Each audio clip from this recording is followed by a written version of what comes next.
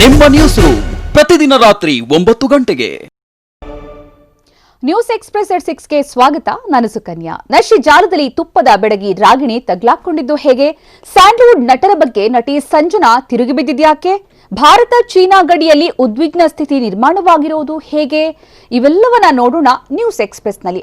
Sandalwood ನಶೆ ನಂಟಿನಲ್ಲಿ ಕೊನೆಗೂ ಸಿಕ್ಕಿ ಬಿದ್ದಿದ್ದು ಹೇಗೆ ನಟಿ ರಾಗಿಣಿ? ತುಪ್ಪದ ಹುಡುಗಿ ಡ್ರಗ್ಸ್ ತೆಗೆದುಕೊಳ್ತಾರೆ ಅಂತ ಸ್ಫೋಟಕ ಹೇಳಿಕೆ ಕೊಟ್ಟಿದ್ಯಾರು? ಸಂಬರಗಿ ವಿರುದ್ಧ ನಟಿ ಸಂಜನಾ ಮಾಡ್ತಿರೋ ಆರೋಪಗಳಾದ್ರೂ ಏನು? ನೋಡೋಣ ಡ್ರಗ್ಸ್ ದುನಿಯಾ ನ್ಯೂಸ್ ಎಕ್ಸ್‌ಪ್ರೆಸ್ನಲ್ಲಿ.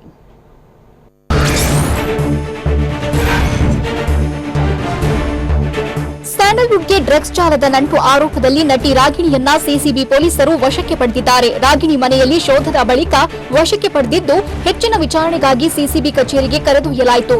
ಯಲಹಂಕದ ಅನನ್ಯ ಅಪಾರ್ಟ್ಮೆಂಟ್ನಲ್ಲಿರುವ ಫ್ಲಾಟ್ನಲ್ಲಿ ಅಂತಿಮ ಹಂತದ ಪ್ರಕ್ರಿಯೆ ಬಳಿಕ ಸಿಸಿಬಿ ಕಚೇರಿಯಲ್ಲಿ ವಿಚಾರಣೆ ನಡೆಸಲಾಗುತ್ತಿದೆ.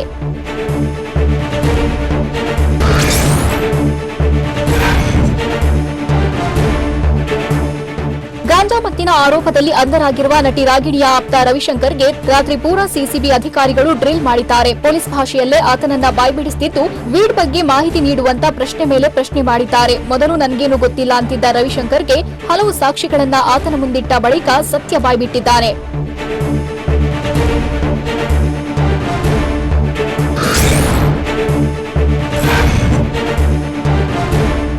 ವಿಚಾರಣೆಯಲ್ಲಿ ಡ್ರಗ್ಸ್ ಸಪ್ಲೈ ಮಾಡುತ್ತಿರುವ ಬಗ್ಗೆ ತುಟಿಕ್ ಪಿಟಿಕ್ ಅನ್ನದ ರವಿಶಂಕರ್, ನಾನು ಯಾರಿಗೂ ಡ್ರಗ್ಸ್ ಸಪ್ಲೈ ಮಾಡ್ತಿರ್ಲಿಲ್ಲ, ಆದ್ರೆ ಕೆಲ ಪಾರ್ಟಿಗಳಲ್ಲಿ ನೇರವಾಗಿ ನನಗೆ ಗೊತ್ತಿಲ್ಲದೆ ಡ್ರಗ್ಸ್ ಸೇವಿಸಿರೋದಾಗಿ ಹೇಳಿದ್ದಾನೆ. ಅಪರೂಪಕ್ಕೆ ಒಮ್ಮೆ ಪಾರ್ಟಿಗಳಲ್ಲಿ ಡ್ರಗ್ಸ್ ಸೇವಿಸಿದ್ದಾಗಿ ಹೇಳಿದ್ದು ರವಿಶಂಕರ್ನ ಬಾಂಬೆಯ ಡ್ರಗ್ ಲಿಂಕ್ ಬಗ್ಗೆಯೂ ಮಾಹಿತಿ ನೀಡಿದ್ದಾನೆ. ತನಿಖೆಯ ವೇಳೆ ಹಲವು ಗಣ್ಯರ ಮಕ್ಕಳ ಹೆಸರನ್ನ ರವಿಶಂಕರ್ ಬಾಯ್ಬಿಟ್ಟಿದ್ದಾನೆ.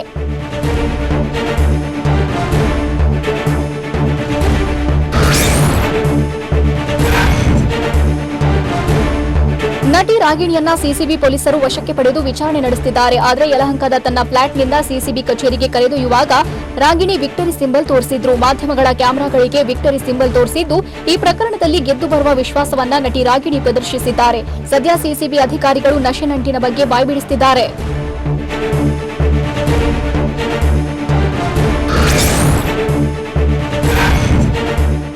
ಡ್ರಗ್ಸ್ ನಂಟಿನ ಕೇಸ್ನಲ್ಲಿ ನಟಿ ರಾಗಿಣಿಯನ್ನ ವಶಕ್ಕೆ ಪಡೆದಿರುವ ಸಿಸಿಬಿ ತನಿಖೆಯ ಒಂದು ಭಾಗ. ಸಿಸಿಬಿ ತನಿಖೆಯಲ್ಲಿ ನಾವು ಮಧ್ಯಪ್ರವೇಶ ಮಾಡಲ್ಲ ಅಂತ ಗೃಹ ಸಚಿವ ಬಸವರಾಜ ಬೊಮ್ಮಾಯಿ ಹೇಳಿದ್ರು.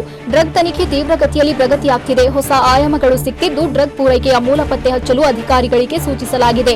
2ನೇ ಹಂತದ ನಗರಗಳಲ್ಲೂ ಡ್ರಗ್ ಜಾಲವಿದ್ದು ನಾಳೆ ಜಿಲ್ಲೆಗಳ ಎಸ್ಪಿಗಳ ಜೊತೆ ಸಭೆ ನಡೆಸೋದಾಗಿ ಬೊಮ್ಮಾಯಿ ಹೇಳಿದ್ರು.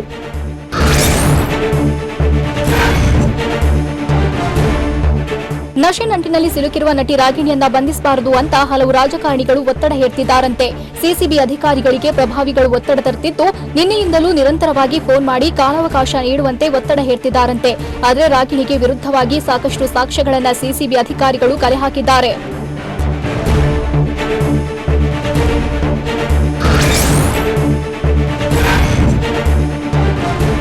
ಡ್ರಗ್ಸ್ ಜಾಲದ ಬಗ್ಗೆ ಮಾತನಾಡಿರುವ ನಟಿ ಸಂಜನಾ, ನಾನು ಆ ಜಾಗಕ್ಕೆ ಹೋಗಬೇಕಾಗಿತ್ತು, ಆ ಬಳಿಕ ನಾನು ಯಾವುದೇ ಪಾರ್ಟಿಯನ್ನು ಮಾಡಿಲ್ಲ ಅಂತ ಹೇಳಿದ್ದಾರೆ. ರಾಹುಲ್ ನನ್ನ ರಾಖಿ ಭಾಯಿ ಅಂತಲೇ ಕರೆಯುತ್ತೇನೆ, ನನಗೆ ತುಂಬಾ ಕ್ಲೋಸ್ ಫ್ರೆಂಡ್, ಅವನು ನನ್ನ ರಾಖಿ ಅಣ್ಣ ಅಂತಲೂ ಸಂಜನಾ ಹೇಳಿದ್ದಾರೆ.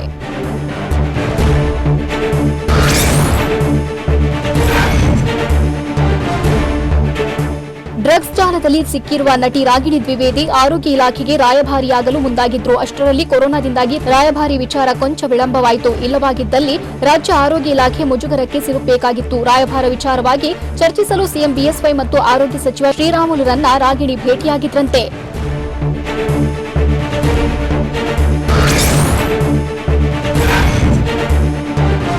ಸ್ಯಾಂಡಲ್ವುಡ್ಗೆ ಡ್ರಗ್ಸ್ ಜಾಲದ ನಂಟಿನ ಬಗ್ಗೆ ನಟಿ ಸಂಜನಾರ ಗೆಳೆಯರನ್ನ ಸಿಸಿಬಿ ಪೊಲೀಸರು ಬಂಧಿಸಿದ್ದಾರೆ. ಡ್ರಗ್ಸ್ ಸಪ್ಲೈ ಮಾಡ್ತಿದ್ದ ಆರೋಪದಲ್ಲಿ ರಾಹುಲ್ ನನ್ನ ನಿನ್ನೆಯಿಂದ ವಿಚಾರಣೆ ನಡೆಸಲಾಗುತ್ತಿತ್ತು. ಆದ್ರಿಂದು ಮತ್ತಷ್ಟು ವಿಚಾರಣೆಗಾಗಿ ರಾಹುಲ್ ನನ್ನ ಸಿಸಿಬಿ ಪೊಲೀಸರು ಅರೆಸ್ಟ್ ಮಾಡಿದ್ದಾರೆ.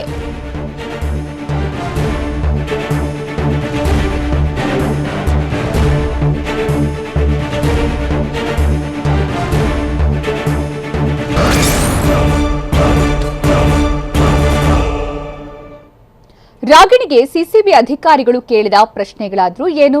ರಾಗಿಣಿಗೆ ದಿನವೊಂದಕ್ಕೆ ಬಾಯ್ ಫ್ರೆಂಡ್ ಖರ್ಚು ಮಾಡ್ತಾ ಇದ್ದು ಎಷ್ಟು ಗೊತ್ತಾ? ಹೀರೋಗಳ ವಿರುದ್ಧ ನಟಿ ಸಂಜನಾ ಗುಡುಗಿದ್ದು ಯಾಕೆ? ಇದೆಲ್ಲವನ್ನ ನೋಡೋಣ ಬೆಂಗಳೂರು ನ್ಯೂಸ್ ಎಕ್ಸ್‌ಪ್ರೆಸ್ನಲ್ಲಿ.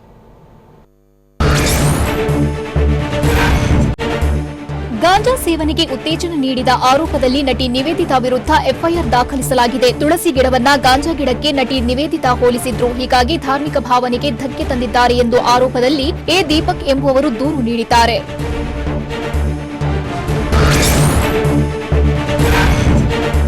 ಸ್ಯಾಂಡಲ್ವುಡ್ಗೆ ಡ್ರಗ್ಸ್ ಜಾಲದ ನಂಟು ದಿನೇ ದಿನೇ ಬಿಚ್ಚಿಕೊಳ್ಳುತ್ತಲೇ ಇದ್ದು, ನಟಿ ರಾಗಿಣಿ ದ್ವಿವೇದಿ ಫ್ಲಾಟ್ ಮೇಲೆ ಸಿಸಿಬಿ ಅಧಿಕಾರಿಗಳು ದಾಳಿ ನಡೆಸಿದ್ದಾರೆ. ಯಲಹಂಕದ ಅನನ್ಯ ಅಪಾರ್ಟ್ಮೆಂಟ್ನಲ್ಲಿರುವ ಫ್ಲಾಟ್ನಲ್ಲಿ ಬೆಳಗ್ಗೆ 6:34ರ ಸುಮಾರಿಗೆ 2 ಕಾರುಗಳಲ್ಲಿ ಆಗಮಿಸಿ ಅಧಿಕಾರಿಗಳು ದಾಳಿ ನಡೆಸಿ ರಾಗಿಣಿ ಮೊಬೈಲ್ ವಶಕ್ಕೆ ಪಡೆದುಕೊಂಡರು. 6 ಸಿಸಿಬಿ ಅಧಿಕಾರಿಗಳಿಂದ ರಾಗಿಣಿ ನಿವಾಸದಲ್ಲಿ ಶೋಧ ನಡೆಸಲಾಗಿದೆ.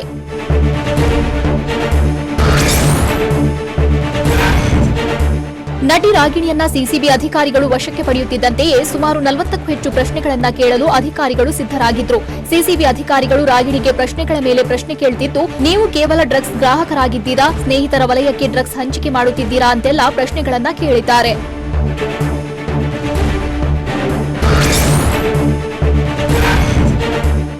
ನಶೆ ಜಾಲದ ನಂಟಿನ ಕೇಸ್ನಲ್ಲಿ ದಂಧೆ ಹೇಗೆಲ್ಲ ನಡೆಯುತ್ತಿತ್ತು ಅನ್ನೋದು ರಿವೀಲ್ ಆಗ್ತಿದೆ. ನಟಿ ಸಂಜನಾ ಜೊತೆ ವೈಯಕ್ತಿಕವಾಗಿ ರವಿಶಂಕರ್ ಚಾಟ್ ಮಾಡಿದ್ದಾರೆ. ರಾಹುಲ್ ಮೊಬೈಲ್ನಲ್ಲಿ ಚಾಟಿಂಗ್ ಬಗ್ಗೆ ವ್ಯವಹಾರ ನಡೆಸಿರುವ ಮಾಹಿತಿ ಇದೆ. ಜೊತೆಗೆ ಡ್ರಗ್ಸ್ ದಂಧೆಯ ಬಗ್ಗೆಯೂ ಮೊಬೈಲ್ನಲ್ಲಿ ಮಾಹಿತಿ ಲಭ್ಯವಾಗಿದೆ. ಇನ್ನು ಸಂಜನಾಗೆ ರಾಹುಲ್ ಅಣ್ಣನಲ್ಲ ಎಂಬುದಕ್ಕೂ ಸಾಕ್ಷ್ಯವೂ ಪತ್ತೆಯಾಗಿದೆ.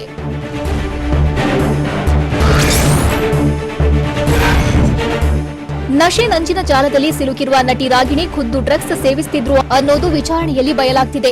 ರವಿಶಂಕರ್ ಮಾಹಿತಿಯಂತೆ ಈಕೆ ಕೇವಲ ಡ್ರಗ್ಸ್ ಕನ್ಸ್ಯೂಮರ್ ಆದ್ರೆ 2018ರಲ್ಲಿ ಪ್ರತೀಕ್ ಶೆಟ್ಟಿ ಬೇರೆ ಹೇಳಿಕೆ ನೀಡಿದ್ದಾನೆ. ರಾಗಿಣಿ ಡ್ರಗ್ಸ್ ಸೇವಿಸುವುದಲ್ಲದೆ ಬೇರೆಯವರಿಗೂ ನೀಡುತ್ತಿದ್ಲು, ಸ್ನೇಹಿತರ ವಲಯಕ್ಕೂ ಡ್ರಗ್ಸ್ ಕೊಡ್ತಿದ್ಲು ಎಂದು ಹೇಳಿದ್ದ. ಹೀಗಾಗಿ ರಾಗಿಣಿಗೆ 2 ದಿಕ್ಕಿನಲ್ಲಿ ಸಿಸಿಬಿ ಪ್ರಶ್ನೆ ಮಾಡ್ತಿದೆ.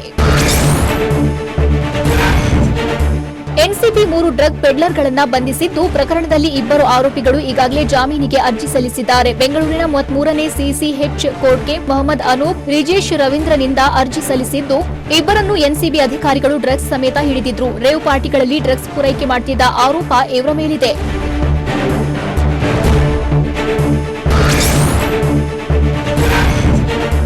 ಡ್ರಗ್ಸ್ ಜಾಲದಲ್ಲಿ ಸಿಲುಕಿರುವ ರಾಗಿಣಿ ಗೆಳೆಯ ರವಿಶಂಕರ್ ಅಂಧರಾಗ್ತಿದ್ದಂತೆ ಸಾಕಷ್ಟು ಸ್ಫೋಟಕ ವಿಚಾರಗಳು ಬಯಲಾಗ್ತಿವೆ. ರಾಗಿಣಿಗಾಗಿ 1 ದಿನಕ್ಕೆ 1 ಲಕ್ಷ ರೂಪಾಯಿ ಖರ್ಚು ಮಾಡಿರುವ ಬಗ್ಗೆ ರವಿಶಂಕರ್ ಬಾಯ್ಬಿಟ್ಟಿದ್ದಾನೆ. ಆರ್ಟಿಒನಲ್ಲಿ ದ್ವಿತೀಯ ದರ್ಜೆ ಸಹಾಯಕನಾಗಿರುವ ರವಿಶಂಕರ್ ತನಗೆ ಬರುವ ಸಂಬಳದಲ್ಲಿ ಹೇಗೆ ನಿಭಾಯಿಸುತ್ತಿದ್ದ ಅನ್ನೋದು ಸಿಸಿಬಿ ಅಧಿಕಾರಿಗಳಿಗೆ ಕಾಡುತ್ತಿರುವ ದೊಡ್ಡ ಪ್ರಶ್ನೆಯಾಗಿದೆ.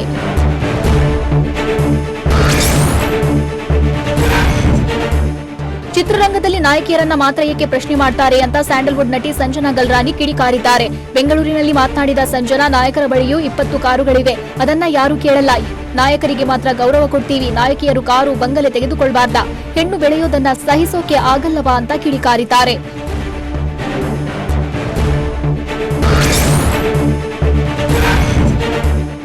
ಶ್ರೀ ಗುರು ರಾಘವೇಂದ್ರ ಸಹಕಾರ ಬ್ಯಾಂಕ್ನಲ್ಲಿ ಅವ್ಯವಹಾರಕ್ಕೆ ಸಂಬಂಧಿಸಿದಂತೆ ಬ್ಯಾಂಕ್ ಅಧ್ಯಕ್ಷರ ಬಂಧನಕ್ಕೆ ಕ್ರಮ ಕೈಗೊಳ್ಳಲು ಪೊಲೀಸರಿಗೆ ಸೂಚಿಸಲಾಗಿದೆ. ಹೈಕೋರ್ಟ್ ವಿಭಾಗೀಯ ಪೀಠದಲ್ಲಿ ನಡೆದ ಪಿಐಎಲ್ ವಿಚಾರಣೆಯಲ್ಲಿ ಬ್ಯಾಂಕ್ನಲ್ಲಿ ಆಡಳಿತಾಧಿಕಾರಿ ಹೆಚ್ಚಿನ ಸಮಯ ಇರಬೇಕು. ಈ ಬಗ್ಗೆ ಕ್ರಮಕ್ಕೆ ರಾಜ್ಯ ಸರ್ಕಾರ ಹೈಕೋರ್ಟ್ ಸೂಚನೆ ನೀಡಿದೆ. ಸಾಲಗಾರರಿಗೆ ಸಾಲ ಮರುಪಾವತಿಸಲು ಅವಕಾಶದ ಬಗ್ಗೆ ಅಗತ್ಯ ಕ್ರಮ ಕೈಗೊಳ್ಳಲು ಆಡಳಿತಾಧಿಕಾರಿಗೆ ಸೂಚಿಸಲಾಗಿದೆ.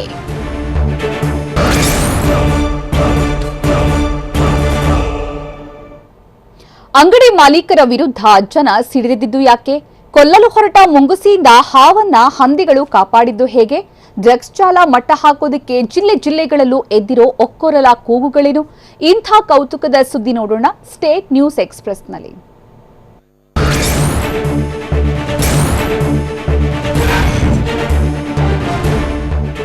ಬೆಂಗಳೂರು ಗ್ರಾಮಾಂತರ ಜಿಲ್ಲೆ ಹೊಸಕೋಟೆ ಸುತ್ತಮುತ್ತ ಪೊಲೀಸರು ದಾಳಿ ನಡೆಸಿ 14 ಕೆಜಿ ಗಾಂಜಾ ವಶಕ್ಕೆ ಪಡೆದಿದ್ದಾರೆ. ಹೊಸಕೋಟೆ ಪಟ್ಟಣ, ಗ್ರಾಮಾಂತರ ಭಾಗ, ದಾಸರಹಳ್ಳಿ ಸೇರಿದಂತೆ 25 ಕಡೆ ಏಕಕಾಲಕ್ಕೆ ದಾಳಿ ನಡೆಸಿದ್ದಾರೆ. 3 ಸರ್ಕಲ್ ಇನ್ಸ್ಪೆಕ್ಟರ್, ಪಿಎಸ್ಐ ಸೇರಿ 10 ಜನರು ದಾಳಿ ನಡೆಸಿದ್ದು, ಆರೋಪಿಗಳು ಎಸ್ಕೇಪ್ ಆಗಿದ್ದಾರೆ. ಹೊಸಕೋಟೆ ಠಾಣೆಯಲ್ಲಿ ಕೇಸ್ ದಾಖಲಾಗಿದೆ.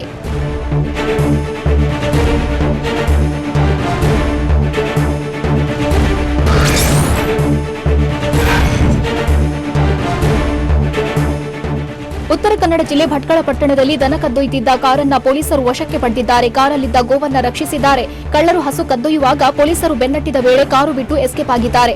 ಈ ಹಿಂದೆ ನಂಬರ್ ಪ್ಲೇಟ್ ಇಲ್ಲದ ಕಾರಲ್ಲಿ ಬಂದು ಹಸು ಕದಿಯಲು ಕಳ್ಳರು ಯತ್ನಿಸಿದ್ದು, ಇದೀಗ ಕಾರು ಬಿಟ್ಟು ಪರಾರಿಯಾಗಿದ್ದಾರೆ. ಭಟ್ಕಳ ಸಿಟಿ ಠಾಣೆಯಲ್ಲಿ ಕೇಸ್ ದಾಖಲಾಗಿದೆ.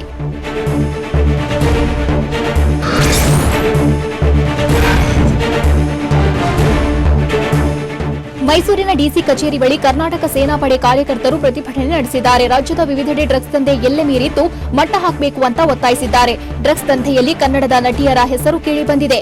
ಅಲ್ಲದೆ ವಿದ್ಯಾರ್ಥಿಗಳು ಡ್ರಗ್ಸ್ಗೆ ದಾಸರಾಗ್ತಿದ್ದಾರೆ. ಹೀಗಾಗಿ ಪೊಲೀಸರು ಡ್ರಗ್ಸ್ ಜಾಲ ಮಟ್ಟ ಹಾಕಬೇಕು ಅಂತ ಒತ್ತಾಯಿಸಿದ್ದಾರೆ.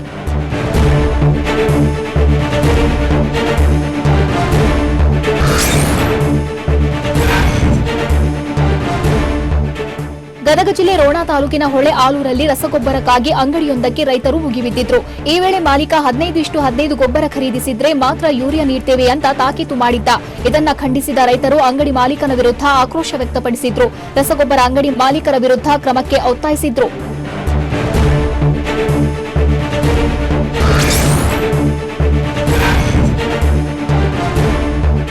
ಉಡುಪಿ ಜಿಲ್ಲೆ ಬೈಂದೂರು ತಾಲೂಕಿನ ಮರವಂತೆಯಲ್ಲಿ ಮೀನುಗಾರಿಕಾ ಬಂದರು ನಿರ್ಮಾಣಕ್ಕೆ ರಾಜ್ಯ ಸರ್ಕಾರ ಅನುಮೋದನೆ ನೀಡಿದೆ.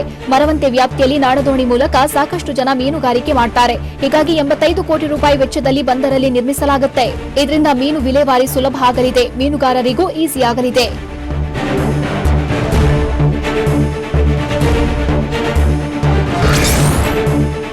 ರಾಜ್ಯದಲ್ಲಿ ಇವತ್ತು ಹೇಗಿದೆ ಕೊರೋನಾ ವೈರಸ್ನ ಅಬ್ಬರ? ಕೊರೋನಾ ಲಕ್ಷಣಗಳೇ ಇಲ್ಲದೇ ಇದ್ರೂ ನಿವೃತ್ತ ಯೋಧ ಪಡ್ತಾ ಇರೋ ಪರಿಪಾಟಲುಗಳೇನು? ಮಹಾರಾಷ್ಟ್ರದಲ್ಲಿ ವೈರಸ್ ನಂಜು ಹೆಚ್ಚಾಗ್ತಾ ಇರೋದು ಯಾಕೆ? ನೋಡೋಣ ಕೊರೋನಾ ಹಾಟ್ಸ್ಪಾಟ್ನಲ್ಲಿ.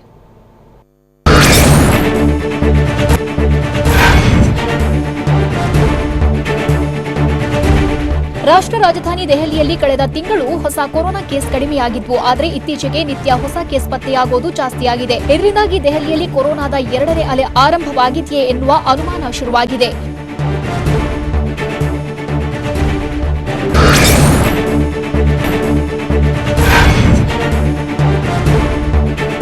ದೇಶದಲ್ಲಿ ಕೊರೋನಾ ಸೋಂಕು ಹೆಚ್ಚಾಗ್ತಲೇ ಇರೋದ್ರಿಂದಾಗಿ ಜೆಇಇ ಮತ್ತು ನೀಟ್ ಪರೀಕ್ಷೆಗಳನ್ನು ಮುಂದೂಡುವಂತೆ ಕೋರಿದ್ದ ಅರ್ಜಿಯನ್ನ ಸುಪ್ರೀಂ ಕೋರ್ಟ್ ಭಾರತದಲ್ಲಿ ಹೆಮ್ಮಾರಿ ವೈರಸ್ನಿಂದಾಗಿ ಸೋಂಕಿತರ ಸಂಖ್ಯೆಗೆ ಲಂಗು ಲಗಾಮೆ ಇಲ್ಲದಂತಾಗಿದೆ. ದೇಶದಲ್ಲಿ ಕಳೆದ 3-4 ದಿನಗಳಿಂದ ಸತತವಾಗಿ 80,000ಕ್ಕೂ ಅಧಿಕ ಜನರಿಗೆ ಸೋಂಕು ಕಾಣಿಸಿಕೊಂಡಿದ್ದು ಆತಂಕ ಮೂಡಿಸಿದೆ. 24 ಗಂಟೆಗಳ ಅವಧಿಯಲ್ಲಿ 83,000 ಜನರಿಗೆ ಸೋಂಕು ಕಾಣಿಸಿಕೊಂಡ್ರೆ 1,096 ಜನರು ಜೀವ ಕಳೆದುಕೊಂಡಿದ್ದಾರೆ.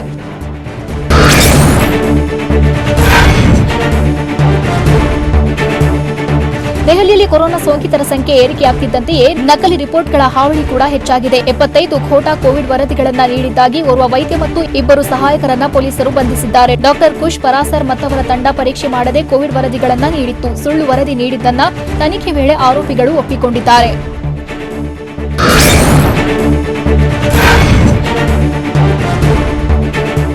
ಸೇನಾ ಕರ್ತವ್ಯದಿಂದ ನಿವೃತ್ತಿಯಾಗಿ ಊರಿಗೆ ಮರಳಿದ ನಿವೃತ್ತ ಯೋಧ ಸ್ವಯಂ ಕ್ವಾರಂಟೈನ್ ಆಗಿದ್ದಾರೆ. ಆಗಸ್ಟ್ 30ರಂದು ನಿವೃತ್ತರಾಗಿ ಹಾವೇರಿ ತಾಲೂಕಿನ ಕೋಡಬಾಳ ಗ್ರಾಮಕ್ಕೆ ವಾಪಸ್ಸಾಗಿದ್ದು ಕೊರೋನಾ ಹರಡುವ ಶಂಕೆಯಿಂದಾಗಿ ಊರಿನ ಹೊರಗೆ ಶೆಡ್ನಲ್ಲಿ ಕ್ವಾರಂಟೈನ್ ಆಗಿದ್ದಾರೆ. ಕೋವಿಡ್ ಲಕ್ಷಣಗಳಿಲ್ಲದಿದ್ದರೂ ಲಿಂಗರಾಜ ಶಿವಸಿಂಪಿಗೇರ ಸ್ವಯಂ ಕ್ವಾರಂಟೈನ್ ಆಗಿದ್ದಾರೆ.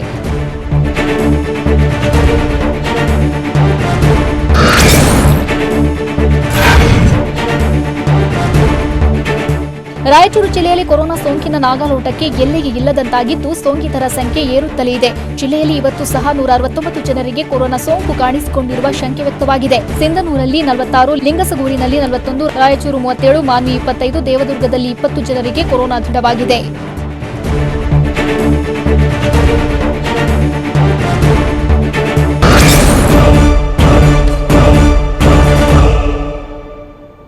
ಚೀನಾ ಗಡಿಯಲ್ಲಿ ಉದ್ವಿಗ್ನತೆ ಶುರುವಾಗೋದಕ್ಕೆ ಕಾರಣ ಏನು? ರಷ್ಯಾದಲ್ಲಿ ರಾಜನಾಥ್ ಸಿಂಗ್ ನಡೆಸೋ ಮಾತುಕತೆ ಬಗ್ಗೆ ಕುತೂಹಲ ಹೆಚ್ಚಿದೇಕೆ? ಪ್ರೀತಿಸಿ ಕೈಕೊಟ್ಟ ಪ್ರಿಯತಮನಿಗೆ ಪ್ರೇಯಸಿ ಆಸಿಡ್ ಹಾಕಿದ್ದು ಯಾಕೆ? ಇದೆಲ್ಲವನ್ನ ನೋಡೋಣ ನ್ಯಾಷನಲ್ ನ್ಯೂಸ್ ಎಕ್ಸ್‌ಪ್ರೆಸ್‌ನಲ್ಲಿ.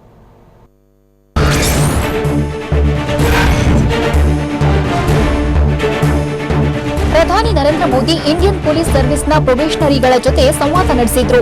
ವಿಡಿಯೋ ಕಾನ್ಫರೆನ್ಸ್ ಮೂಲಕ ದಿಕ್ಸಾಂತ್ ಪರೇಡ್ನಲ್ಲಿ ಪ್ರೊಬೇಷನರಿ ಅಧಿಕಾರಿಗಳನ್ನ ಉದ್ದೇಶಿಸಿ ಮಾತನಾಡಿದ ಮೋದಿ ಬಳಿಕ ಅಧಿಕಾರಿಗಳ ಜೊತೆಗೆ ಸಂವಾದ ನಡೆಸಿದ್ರು. ಹೊಸದಾಗಿ ಕರ್ತವ್ಯಕ್ಕೆ ಬರ್ತಿರೋದ್ರಿಂದ ಅವರಿಗೆ ಮಾತಿನ ಮೂಲಕ ಆತ್ಮಸ್ಥೈರ್ಯ ತುಂಬಿ ಹುರುಪಿನ ಮಾತುಗಳನ್ನ ಆಡಿದ್ರು.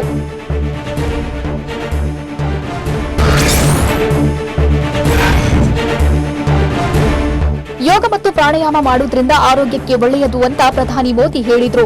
ಐಪಿಎಸ್ ಪ್ರೊಬೇಷನರಿಗಳ ಜೊತೆಗಿನ ಸಂವಾದದಲ್ಲಿ ಮಾತನಾಡಿದ ಮೋದಿ, ಒತ್ತಡದಲ್ಲಿ ಕೆಲಸ ಮಾಡುವವರಿಗೆ ಇದು ಬಹಳ ಮುಖ್ಯ. ಯಾವುದೇ ಕೆಲಸವನ್ನು ಹೃದಯವಂತಿಕೆಯಿಂದ ಮಾಡಿದ್ರೆ ಅದರ ಫಲವನ್ನು ನೀವು ಪಡೆಯಬಹುದು. ಆಗ ನಿಮ್ಗೆ ಎಷ್ಟೇ ಕಷ್ಟವಿದ್ರೂ ಅದು ಒತ್ತಡ ಅನ್ಸಲ್ಲ ಅಂತ ಮೋದಿ ಹೇಳಿದ್ರು.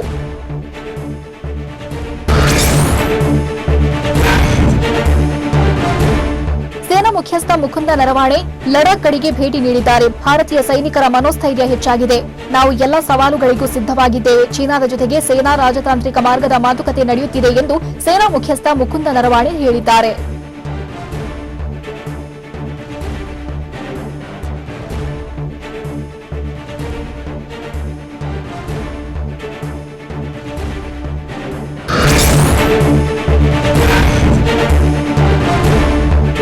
ನಟ ಸುಶಾಂತ್ ಸಿಂಗ್ ಅನುಮಾನಾಸ್ಪದ ಸಾವು ಪ್ರಕರಣಕ್ಕೆ ಸಂಬಂಧಿಸಿದಂತೆ ಮುಂಬೈನಲ್ಲಿ ಎನ್ಸಿಬಿ ಅಧಿಕಾರಿಗಳಿಂದ ಹಲವೆಡೆ ದಾಳಿ ನಡೆದಿದೆ.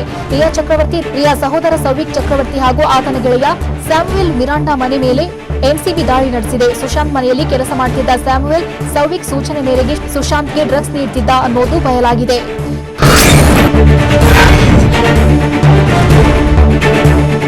ತಮಿಳುನಾಡಿನಲ್ಲಿ ಪಟಾಕಿ ಕಾರ್ಖಾನೆಯಲ್ಲಿ ಬೆಂಕಿ ಕಾಣಿಸಿಕೊಂಡಿದ್ದು ಭಾರೀ ಅನಾಹುತವೊಂದು ನಡೆದು ಹೋಗಿದೆ. ಕಡಲೂರಿನ ಪಟಾಕಿ ಫ್ಯಾಕ್ಟರಿಯಲ್ಲಿ ಬೆಂಕಿ ಕಾಣಿಸಿಕೊಂಡಿದ್ದರಿಂದಾಗಿ 6 ಮಂದಿ ಸಾವನ್ನಪ್ಪಿದ್ದಾರೆ. ಸ್ಫೋಟದ ತೀವ್ರತೆಗೆ ಇನ್ನುಳಿದ 3 ಗಂಭೀರ ಗಾಯಗಳಾಗಿದ್ದು ಸ್ಥಳೀಯ ಆಸ್ಪತ್ರೆಗೆ ದಾಖಲಿಸಿ ಚಿಕಿತ್ಸೆ ಕೊಡಿಸಲಾಗುತ್ತಿದೆ. ದೀಪಾವಳಿಗಾಗಿ ಪಟಾಕಿ ತಯಾರಿಕೆ ಈಗಿನಿಂದಲೇ ನಡೆದಿತ್ತು.